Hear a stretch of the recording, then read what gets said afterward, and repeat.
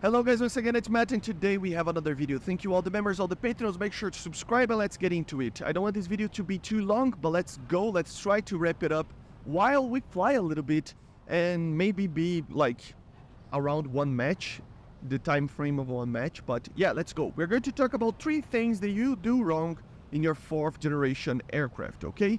So let's talk about 3 things that are major, like new things, kinda new things, you know. You can use these things in other aircraft, but in 4th generations they are very important and people tend to forget about this and do mistakes. So the first thing is not flying low or not flying high. So yeah, we have 2 strategies that work flying with 4th generation. I normally like to do this, to actually climb and fly really high to the ground, like from the ground, right? Try to do BVR from long ranges. It's where I have fun in the initial parts of the game. Obviously the dogfights are still there, but just later for me, because I'm actually trying to kill people from far away initially, right? So yeah, you can choose to do this or to actually fly really low. This for initial gameplay can be very, very effective. If you do, I mean, either of these, it's a good strategy on the sense of trying to just stay alive. That's the major thing that you have to worry about, right? Stay alive. Of course, killing targets is important, but if you don't stay alive, you will never kill a target, right? So always think about this first, okay? This is my opinion on it. So fly high if you have a powerful enough aircraft to actually do that well, you know, and fly low if you don't have maybe the courage, or even not the courage, but the way of dealing with targets in a BVR situation. You need to, like, it's like a chess game. I already have multiple games that I talked about these, multiple videos, multiple tutorials, and I mean, let's see if I might die over here actually, because I don't know what aircraft is that. Hopefully it's not a MiG-29, because if it is a MiG-29, yeah, I got it, it's an F-14. So yeah, as you saw, you have to know a little bit how to just stay alive and kill the targets, and maybe it's harder to do that than flying low. So if you have troubles with that, just fly low, man. Fly low, you will be invulnerable to targets, to missiles. Just remain in a defensive position, flying very low to the ground. You will make every single radar missile be, you know, destroyed in the ground initially anyway, right? So there's no shame on it, and there's no shame on climbing as well. Just do either or, you know, because if you don't do this, if you actually fly kind of like in the middle altitude, for example right here, 2,000 and something kilometers of altitude in the initial parts especially of the match, it will make it so that it's actually it takes a lot of time to go down to actually try to defend, be in a defensive position, fly low, and you lose the ability to fire from very far away distances when, like, compared to when you are flying high, right? So you lose in both situations. So this is the first thing that you have to worry about. The second thing is actually not learning to do PVR or use semi-active missiles.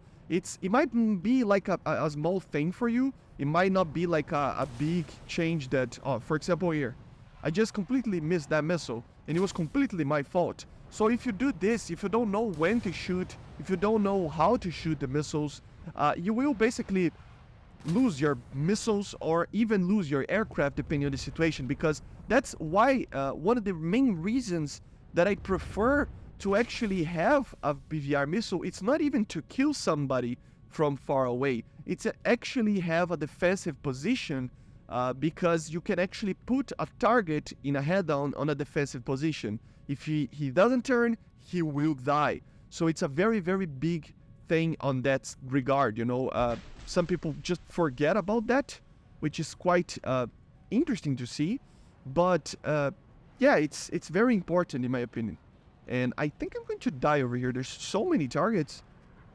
Oh my god, there's missiles coming to me. There's... oh my god. Oh my god, there's so many targets. Let me just fire that missile to make him go in a defensive position. The MLD is actually losing speed for me. Let's try to run a little bit. So yeah, it's learning how to use it, this missile. Oh my god, that was close. That was close. Holy my god. Yeah, I'm dead basically, man. Look at how many targets we have following me. Yeah, I'm alone against like 50 people over here. So not gonna be very fun. And I'm leaking fuel as well. I will try to run a little bit, scare them a little bit. Maybe I will try to climb to the clouds over here to just make IR missiles unusable. Oh, that's a radar missile for sure. It's a radar missile. Yeah, I'm dead. There's nothing I can do. Yeah, it's a radar missile from that like far away. Nothing I can do. Let's go to another match and I talk about the last part. So just to help you guys, make sure to check the BVR guides that I have, radar guided missiles. The more you know about these missiles and these radars and stuff, the better you will be. You have a defensive weapon, you know, you have an offensive weapon, you can kill people before they even try to get close to your friendlies. So BVR, although people don't like to do it for some reason, it is a very important part of modern combat and it will always be. But the last thing that I really wanted to talk about while we fly this last mission is the actual energy management, guys. Energy management is probably the most important thing in a 4th generation jet. It's so important that, it's almost the contrary to other generations of aircraft in general, even props, right?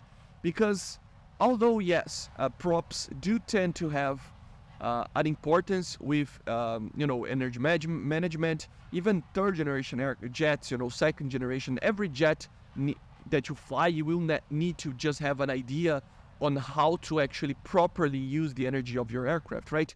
But the thing is, the 4th generation ones, they are, and yeah, another F-14 jet for Sparrow. The thing that happens in the 4th generation is quite an interesting fact.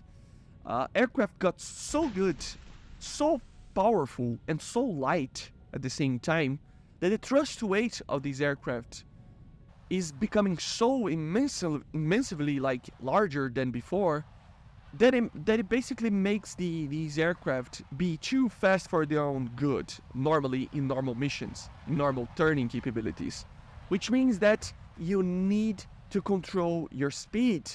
You don't need to be in full afterburner every single moment that you are flying.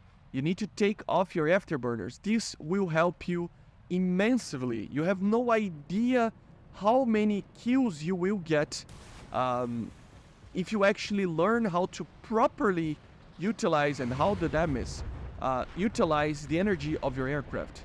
Because they're so fast, and of course there is a factor of, for example, the fly-by-wire of the F-16 is a problem, right? It limits how much you can pull. The F-14, for example, it's an aircraft that takes time to swing the wings around so that you can actually be in the optimal condition with the wings open to actually be able to turn as well as you can. The MiG-29, although it can turn very well and even better at high speeds in the F-16, it has a very narrow margin or a narrow window of turning capabilities that it can actually turn better than a Block 10 F-16, for example. So you have to be on that marginal window so that you can actually get a properly good pilot in a Block 10. So all of these aircraft, and the more we go to the future, the more of these aircraft will exist, right? Yeah, got it. The more we go to the future, the faster they will be. And not in the sense of max speed. The max speed that we reach, basically in these aircraft, will always be kind of the same. But the thing is the acceleration, man. The acceleration is so immensely better. Oh, Jesus. That these aircraft will get out of the best possible turn envelope so quickly that you really need to be on top of your game to actually be able to kill somebody. So it's something that you really need to worry about. And it's something that people only realize it with the addition of the F-16, because the fly-by-wire basically didn't allow you to turn as much as you thought it would be able to in those speeds, right? So it's it's really an important factor. You need to keep on that window, especially in dogfights, if you want to turn well. And if you just keep your afterburner always on, you will notice the more we go into the future, the less you will turn, basically. Sometimes you will turn like really, really less. Because, I mean, imagine an F-16C that it has more power. Imagine an F-15. Imagine an Su-27. Yes, they can do very good maneuvers and be very maneuverable, but they're not going to turn. I mean, it's physically impossible to turn as well as you think they do at Mach 1 plus, you know? So, and those aircraft get to that speed much quicker than before, which means that you are basically with your hands tied. You have a lot of power, and if you need to, you have the possibility of putting your foot down and gaining so much speed that it's incredible to even see that happening compared to what we were used to in third generation jets and other aircraft in general. But at the same time, you will get out of that, because of that acceleration, you will get out of the envelope of best turning of the aircraft, which means you will basically be a brick. So yeah, if you learn to use these three things, if you learn how to actually properly use your speeds according to what the need of the situation is. For example, if you are going to run up, if the target is running away, you need to put your foot down.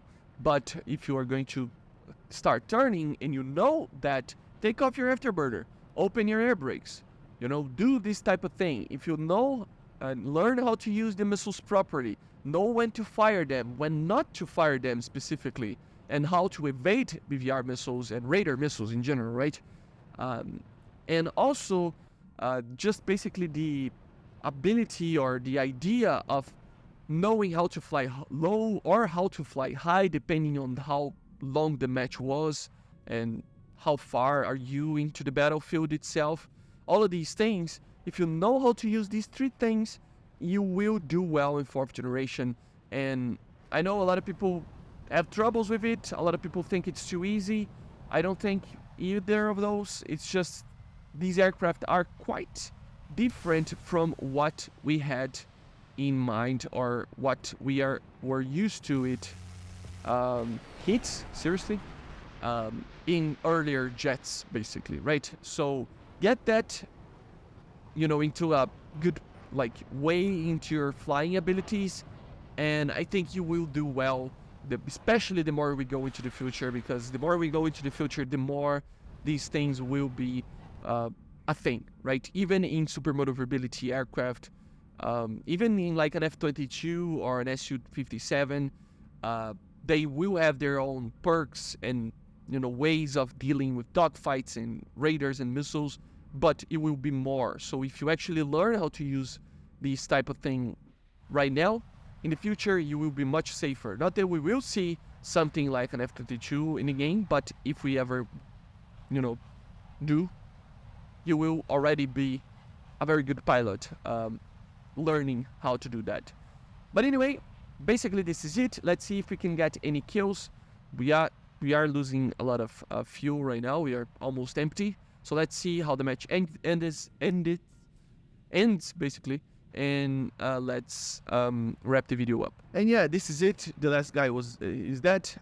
Hopefully you found that useful enough. I have multiple guides in the channel that you can check it out.